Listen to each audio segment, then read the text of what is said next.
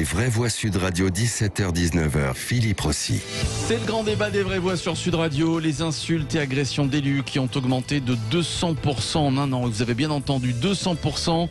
Plus de 500 maires ou adjoints, 60 parlementaires qui ont été agressés physiquement. 2 maires qui sont en ce moment sous protection policière.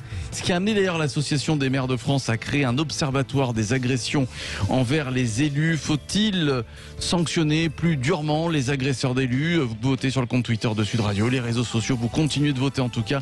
Et le 0826 300 300, on va vous écouter dans un instant. C'est le grand débat des vraies voix. Sud Radio, les vraies voix.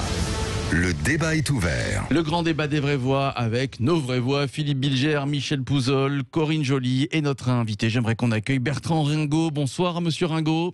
Bonsoir à tous. Bonsoir à vous Bertrand Ringot, maire de Gravelines, voilà dans le Nord. Bonsoir monsieur le maire. Nos vraies voix ce soir, je vous les présente. Philippe Bilger, Corinne Joly, Michel Pouzol. Est-ce que ces chiffres vous étonnent Bertrand Ringot? Augmentation des insultes, des agressions, plus de 200% d'augmentation en un an. Non, j'en avais connaissance en tant que membre du comité directeur des maires de France et premier vice-président des maires du Nord. Bon, on a vu l'évolution un peu au fil des années, malheureusement, et donc des collègues qui ont été agressés, que ce soit verbalement ou plus grave, physiquement. Sur le terrain, en tout cas, j'ai bien compris que vous avez eu connaissance des chiffres. Sur le terrain, est-ce que ça vous étonne? Est-ce qu'il y avait beaucoup de retours de maires qui vous disent « j'ai été insulté, j'ai été agressé » ? Oui, c'est assez fréquent. Bon, c'est vrai que le phénomène des réseaux sociaux, amplifie aussi, concentre, etc., identifie, et puis voilà, ça crée un peu des communautés. Donc, quand vous refusez quelque chose à quelqu'un ou à une structure, ça se consolide, et puis à un moment donné, vous croisez des gens, etc., ils peuvent réagir avec force, voire avec violence par rapport à la décision que vous avez pu prendre. Ouais. Alors vous, ça fait 20 ans que vous êtes maire. Comment vous expliquez cette augmentation des agressions, des insultes, des tags même? Comment vous expliquez ça? Il y a encore une dizaine d'années, on n'aurait jamais imaginé qu'un maire comme ça se fasse agresser, insulter. Je pense par exemple au maire de Bron. Oui, bon, c'est une défiance un peu envers l'autorité. Je crois que ça dépasse la relation du citoyen envers le maire aussi, mais ça touche beaucoup de secteurs de la société. Bon, et c'est également l'uniforme au sens large, etc. On a vu aussi des agressions contre les pompiers. Bon, c'était quelque chose qui paraissait aussi totalement impensable il y a quelques années, et c'est arrivé. Ça arrive désormais aux maires. Donc, je crois que ce constat, il est plus large que les maires et les élus de manière générale, mais c'est un peu un rejet de l'autorité de manière globale. Effectivement, les maires sont en première ligne, mais il n'y a pas que les maires qui se font agresser. Voilà, les élus, les députés, les parlementaires. Vous êtes un ancien député, Michel Pouzol. Est-ce que durant votre mandat, vous avez eu des menaces, des insultes? Non, moi, j'ai jamais ni été insulté ni menacé, mais moi, j'allais très souvent au contact de la population. J'étais un député de terrain. Vraiment, c'est ce que je préférais faire. Donc, comme je parlais à tout le monde et que j'avais une certaine bonhomie, moi, les gens qui venaient me parlaient, donc même quand ils n'étaient pas contents. Mais on voit bien que le mécontentement augmente dans la population, que l'image des politiques s'est quand même extrêmement dégradée, un peu par leur faute, souvent, par nos pratiques parfois, mais aussi parce que ça a été à la mode à un moment donné, descendre le politique et voir même la démocratie républicaine telle qu'elle est. Donc on voit bien que cette défiance, elle a fortement augmenté. On voit bien que tout ce qui représente l'autorité pour des gens qui sont de plus en plus fragilisés dans la société, qui sont de plus en plus mis de côté, qui sentent qu'on ne les entend pas. Et je dis pas forcément les plus faibles financièrement. C'est-à-dire, vous pouvez avoir des classes moyennes qui ont l'impression qu'ils passent leur vie à payer, qu'on ne fait rien pour eux, et qui, pour une histoire de voisinage ou de mur, vont s'en prendre à la première personne qu'elles vont trouver responsable, c'est-à-dire le maire ou le conseiller municipal. Et ça peut monter très vite, parce que notamment les maires sont souvent en première ligne de ces accrochages dans les villes. Par contre, ce qui change un peu, c'est qu'on a une défiance maintenant quasiment totale. On a des associations, des choses comme ça qui sont dans une défiance totale, qui sont le tous pourri. Il y a beaucoup de gens l'ont nourri. Le tous pourri a touché, y compris les élus préférés des Français qui étaient les maires. Et c'est quand même un vrai problème révélateur des difficultés qu'on a dans la société. Quand les politiques à répondre à ce que les Français leur demandent, la crise des Gilets jaunes en ce sens-là a été exemplaire de cette situation-là, de cette fracture énorme. Et puis, il y a aussi une nouveauté, je trouve, moi, c'est que l'insulte, le débat violent, avec les réseaux sociaux, avec les chaînes d'infos, c'est devenu une manière de faire de la politique aussi entre gens qui font de la politique. Je vois des trucs dans des campagnes, des tags, des choses comme ça, qui n'étaient pas là. Moi, j'ai commencé très tard, en 2017, mais même en 2007, c'était pas à ce moment-là. Aujourd'hui, il y a une espèce de violence permanente, y compris dans les échanges qu'on peut avoir entre politiques. Et forcément, ça nourrit l'ensemble de la machine. Et oui. Alors, qu'en pensent Corinne Joly et Philippe Bilger? Corinne Joly sur les agressions d'élus. Alors, les maires en première ligne, évidemment. Corinne avait la même réflexion que moi tout à l'heure. On n'aurait jamais imaginé ça il y a une dizaine d'années, Corinne. Bien sûr. Je rejoins ce qui a été dit, c'est-à-dire qu'à mon avis, il faut regarder les causes de ça, et je pense qu'effectivement, il y a une augmentation de la défiance et une augmentation de l'agressivité. Et l'agressivité, moi, je pense que, ce que vous venez de dire est très juste. Il y a une vraie culture du clash. Le sentiment que pour exister, aujourd'hui, il faut exister médiatiquement, il faut faire du bruit, et ça demande de dire quelque chose qui est fort émotionnellement, donc il faut de la violence. Et c'est assez compliqué dans les médias, et notamment, moi je trouve, dans les médias audiovisuels, d'exister avec des propos nuancés. J'ai l'impression qu'il y a c'est toujours la prime à celui qui a les propos les plus caricaturaux. Et quand on cherche, on trouve des gens qui ont des propos nuancés, etc. Mais finalement, ils sont beaucoup moins audibles parce qu'ils ne disent pas quelque chose d'assez virulent, etc. Donc au final, ce qu'on entend toute la journée, c'est des propos, on va dire que c'est la prime à la radicalité en permanence, à l'énervement, à la colère, à l'indignation. Du coup, voilà, j'ai vrai qu'on n'entend plus de ça. Vous avez raison, sur les chaînes d'infos, en tout cas, les médias n'entendent plus que les polémiques, le buzz, la petite phrase qui a fait le buzz. Il y a une escalade là-dedans. Il y a une escalade là-dedans. C'est de plus en plus violent. Chaque jour, un peu plus. C'est impressionnant. Philippe Bilger. Moi, je voudrais rapidement, Philippe, bien sûr, proposer à monsieur le maire mon analyse superficielle, et j'aimerais connaître son avis. Je verrais 3 niveaux. Le premier, il me semble, c'est un délitement de la politesse individuelle et collective. Très clairement, une forme de savoir-vivre est en train de s'estomper, de s'effacer. Le deuxième niveau, j'aurais vu quelque chose qui relève d'une certaine manière d'une autorité qui est peu à peu gaspillée, qui n'est plus respectée, qui est même totalement contestée. Et le troisième élément, et là-dessus monsieur le maire nous éclairera, j'ai l'impression que le plus haut niveau, c'est que tout ce qui émane de l'État, peu ou prou, les services consubstantiels à l'État ou dépendants de lui, les maires ou tous les services publics, les pompiers, sont l'objet presque systématiquement d'une offensive scandaleuse. Est-ce que vous partagez cette analyse rapide, monsieur le maire? Bertrand Ringot, qui est avec nous, maire de Gravelines.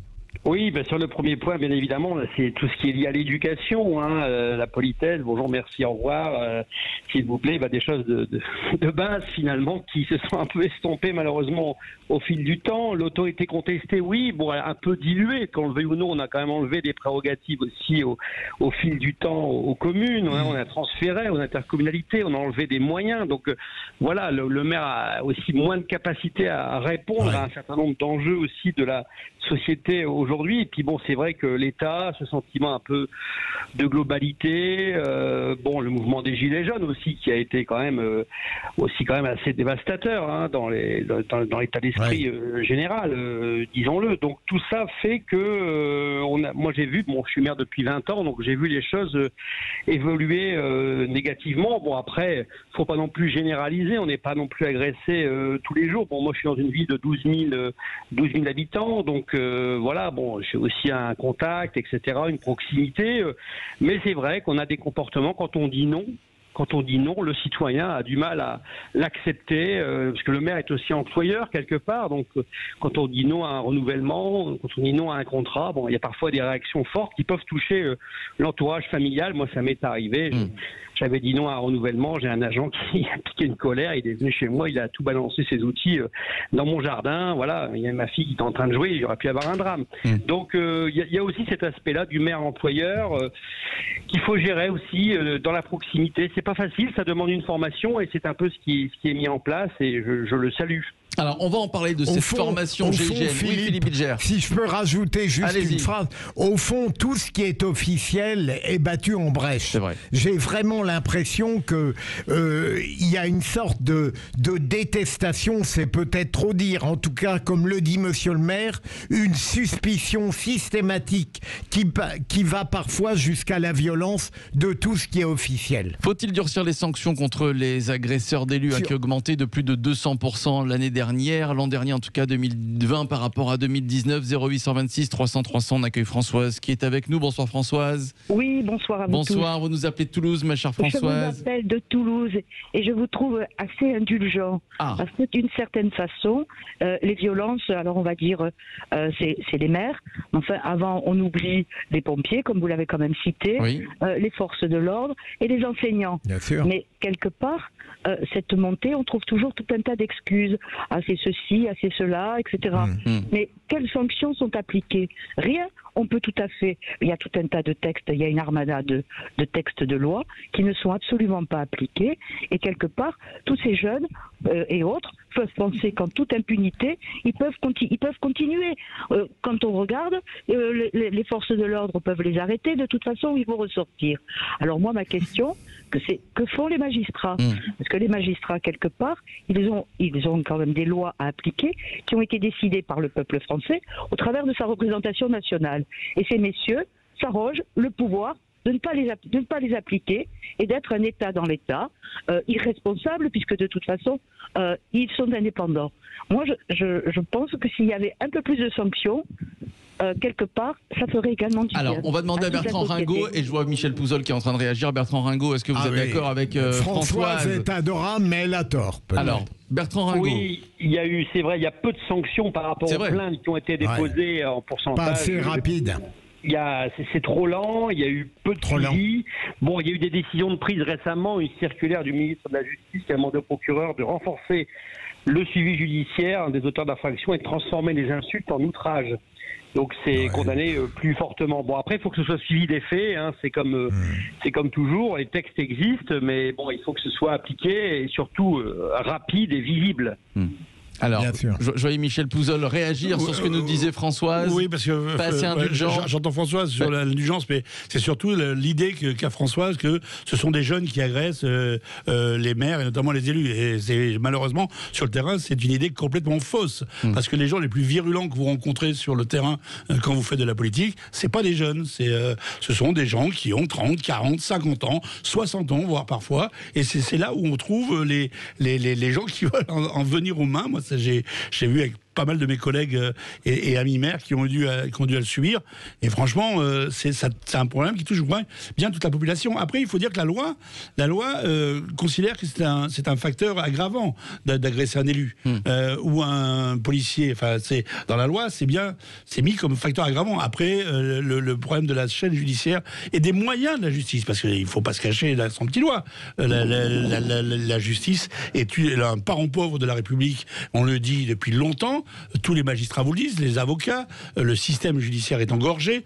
Oui, eh bien effectivement, la solution pénale, elle n'est pas toujours au rendez-vous, mais parce que le système, on a affaibli aussi, d'une manière simplement, en termes de moyens, notre justice. Alors, la réponse de Gérald Darmanin, le ministre de l'Intérieur, à ces agressions en hausse, c'est d'abord de déposer plainte à chaque fois qu'un élu est agressé, cela va de soi, mais c'est surtout, il invite donc les maires à participer à la formation des négociateurs du GIGN qui existe depuis de nombreuses années. Bertrand Ringot, je crois que vous connaissez cette formation puisque dans votre département, elle est appliquée depuis longtemps, cette formation du GIGN pour contrer et apprendre à contrer les incivilités. Est-ce que vous pouvez nous en parler ? Oui, c'est une formation de 4 heures. Bon, il y a eu une première session qui s'est déroulée dans l'arrondissement de Lille, qui a apparemment satisfait les participants. Une formation de 4 heures autour des comportements à adopter face à l'agression. Donc, sur le plan physique, sur le plan psychologique, sur le plan de l'environnement, sur le plan des risques. Bon, c'est pas en 4 heures que vous allez acquérir, je dirais, toutes les clés d'une médiation réussie, mais c'est un début.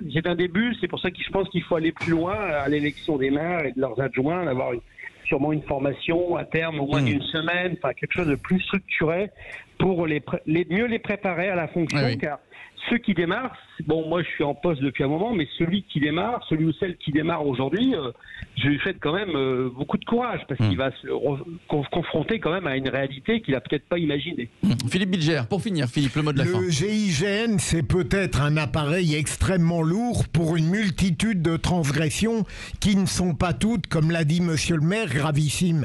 Mais surtout, Philippe, pour répondre à la question de Sud Radio, surtout, il faut pas durcir la loi, il faut l'appliquer. Ouais, c'est ça, Lorsque exactement. des infractions sont commises, il faut interpeller, poursuivre et condamner, tenir compte du passé judiciaire et de la gravité des faits et des violences. Et donner C'est les cela, moyens à le la justice de problème. le faire. Donner Ouais. les moyens à la justice de le Mais faire. elle les a, Non, mais elle non, les non, a, Philippe, vous mais savez si, bien. Mais non. elle les a. Les moyens, c'est un alibi. C'est un alibi. Non, c'est On une peut raison, tout de Philippe, vous le suite- savez. On peut interpeller l'auteur d'une infraction, le condamner. On n'a pas besoin d'une flopée de moyens pour ça. Hein. Merci à vous, merci Bertrand Ringot, maire de Gravelines dans le Nord, Merci à vice-président de l'Association des maires de France. Merci à vous. Dans un instant, eh bien, les vraies voix reviennent. Corinne Joly, Philippe Bilger, Michel Bouzol et Jean-Marie Bordry pour le clin d'œil des vraies voix. À tout de suite.